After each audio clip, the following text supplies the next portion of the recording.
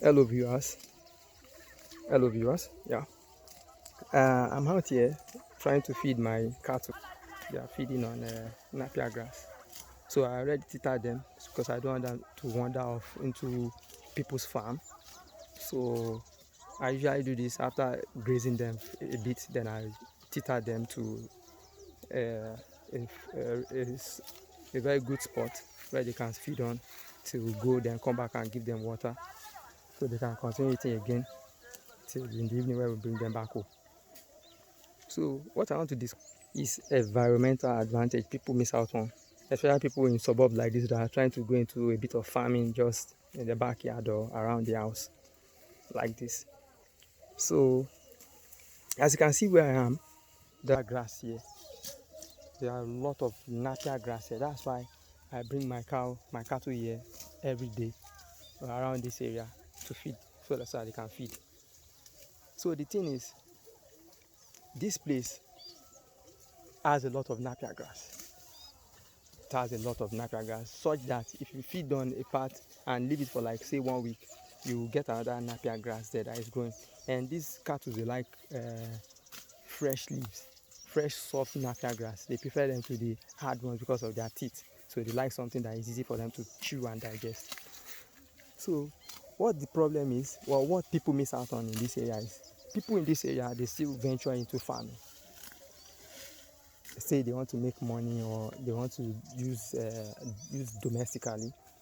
But what they miss out on is, with this kind of grass, you don't need to venture into farming. Say you want to plant crops like that.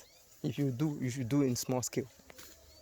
What my idea is, if I were to have something like this around my area, I won't even till the soil that I want to go into farming, like crops and all that.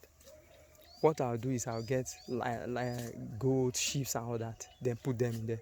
Because this one, you don't have to stress or do anything. Like farming, say cassava planting now, takes a lot of money. It takes a good deal of money because I've done it before.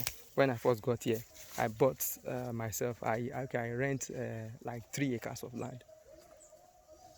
Before I got into that, I hear a lot of stories. You make a lot of money doing that, and at the end of the day, I end up losing money because I actually went into it fully.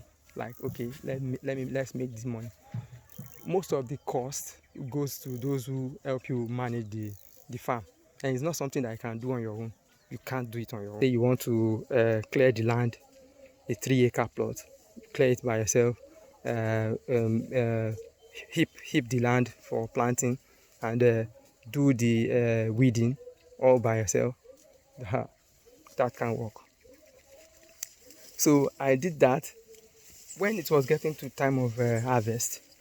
Like they always know, the farmers that do help me prepare the land, they just move on because they know there is nothing that you are going to get there.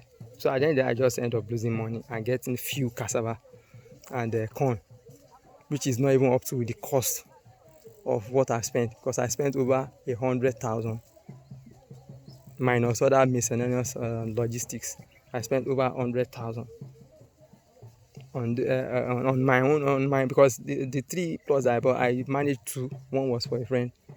So I now realize at the end of the day that farming here, if you want to go into farming, it's better you go into small scale, maybe say 1 plot where you can do by yourself, and what you get from there, you feed on it yourself, rather than say you want to sell it out, because when you want to sell it out, you won't make any profit.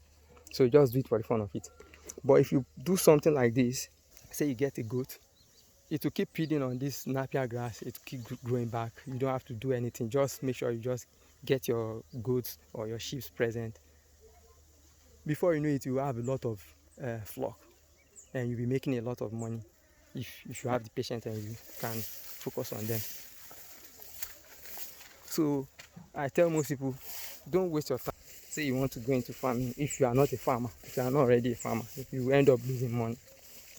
Most of your money will go to the farmers that do their farm by themselves.